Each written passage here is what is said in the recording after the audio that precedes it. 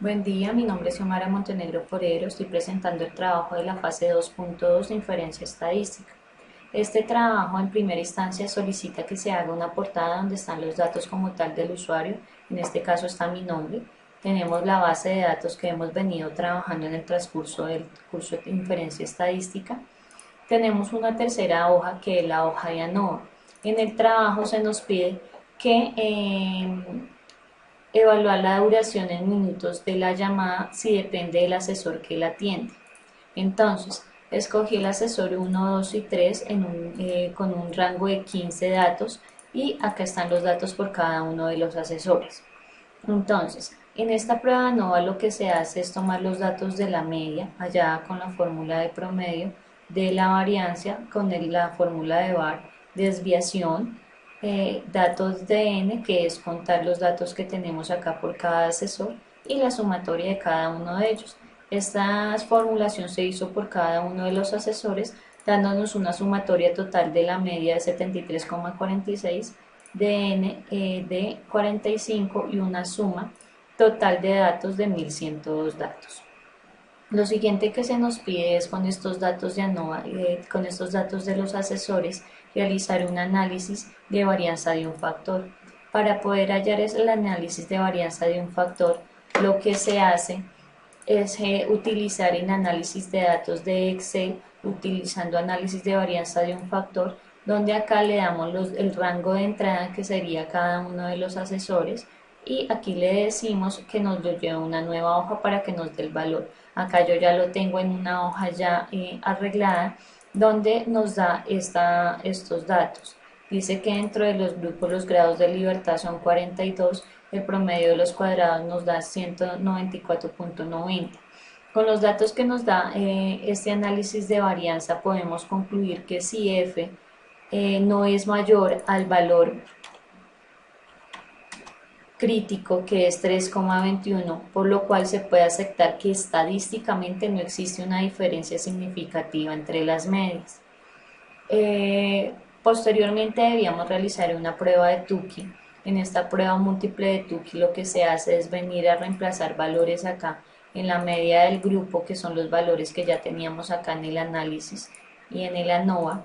Entonces teníamos un dato de la media de 26 del grupo 1, que sería asesor 1, asesor 2 y asesor 3. Número del grupo 1, que son cada uno se le dio unos datos de 15. Cuadrado medio del error, que es 194, que es el valor que tenemos acá en el análisis de varianza de un factor. Estadístico Q de Tukey. Este valor lo sacamos de la tabla de Tukey,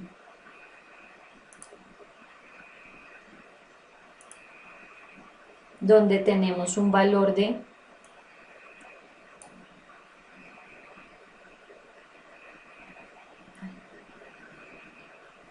como tenemos tres asesores y nos dio un valor aquí de 42 en esta parte de la tabla,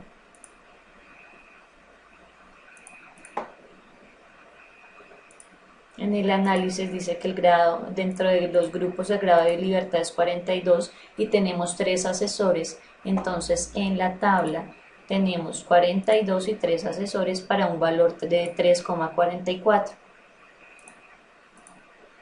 Entonces este es el valor que coloqué acá. Ya con este valor ingresado, ya automáticamente acá el Excel viene a hacerme la formulación que me da una diferencia absoluta, error estándar de diferencia, amplitud crítica y demás datos. Posteriormente lo que hice fue generar con el programa de Infostat la misma operación con la parte de los asesores. Lo que debía hacer es coger los asesores, asesor 1 con sus datos del 1 al 15, asesor 2 con sus datos del 1 al 15 y asesor 3 del 1 al 15 y entrar al programa como tal de Infostat e ingresar la información. Bueno, en el programa de Infostat, acá lo que tenemos es, al momento de abrir el programa, tenemos que llamar la tabla de Excel, donde me va a traer la información de los asesores y al momento de llegar acá a estadísticas, escogimos análisis de varianza. Aquí en el análisis de varianza nos va a aparecer lo que es el número de asesor, que es la tabla que teníamos acá en el Excel, y la duración en minutos. Le damos a aceptar y acá en la segunda parte en comparaciones le decimos que es una prueba de Tukey. y le damos a aceptar para que él nos dé estos datos como tal, donde podemos confirmar que los datos que hicimos en la primera parte del análisis son correctos con los datos que tenemos acá. Aquí está la información como tal y tenemos una última hoja que es el calcular el JI cuadrado. Para el JI cuadrado tenemos que tener unos valores básicos que son n, que en mi caso de la base de datos tengo 1000 datos, un mínimo y un máximo. Entonces los valores mínimos dentro de mi base de datos cliente consumo en kilobytes, que están aquí abajo, lo que se hizo fue utilizar una fórmula para que me dijera cuál era el valor mínimo entre estos datos y el valor máximo entre tales datos. El rango es coger el valor máximo menos el valor mínimo. Tuve que hallar un intervalo utilizando la fórmula que vemos acá, para utilizar el dato del intervalo se hizo una aproximación, un redondeo del valor para que fuera un poco más exacto, ya que no puedo utilizar acá valores intermedios, sino valores completos. Amplitud, también la amplitud entre cada dato acá, que se va a utilizar acá, también se hizo un redondeo, el cálculo de la media y el cálculo de la desviación. Entonces, con esos datos, lo que se hizo, esto ya lo tengo acá abajo, bueno, para poder desarrollar esta tabla, ¿qué se hizo? Ya tengo los datos que me dio el sistema, la utilización de las fórmulas aquí en el intervalo. Me dice que aquí en clase tengo que utilizar 11 datos. Acá están mis 11 datos. Posteriormente debo hallar esta tabla xi menos x1, que es el valor que hallé del mínimo, y el dato siguiente, xi sobre kb. Acá cada uno viene pues con su formulación.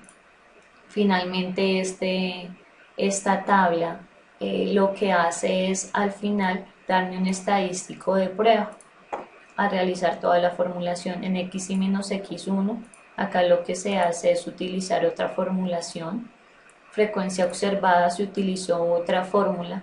En el Excel, donde me trajo esta tabla que me va a decir qué frecuencia hay entre cada uno de estos datos, el dato de Z1, Z2, el dato de la probabilidad, que al momento de hacer la sumatoria de toda esta dato de probabilidad nos debe dar 1. Frecuencia esperada, entonces tenemos datos de frecuencia esperada y frecuencia observada. Al realizar el último dato para poder saber el resultado del estadístico de prueba, tenemos que utilizar lo que es la frecuencia observada menos la frecuencia esperada elevada al cuadrado sobre EI. Bueno, entonces al tener estos datos, el sistema me dice, el Excel me dice que el estadístico de prueba me dio 89,38. Después de esto, de haber hallado el estadístico de prueba, tenemos que hallar el estadístico periódico, que me dio un dato de 15,50. En conclusión, y al utilizar las fórmulas y lo que se necesitó para hacer este ejercicio, podemos concluir que la distribución del consumo de kilobytes por cliente no es normal, ya que el valor estadístico de prueba, que es este valor que nos dio aquí 89, de prueba, es mayor al estadístico teórico que nos dio 15,507.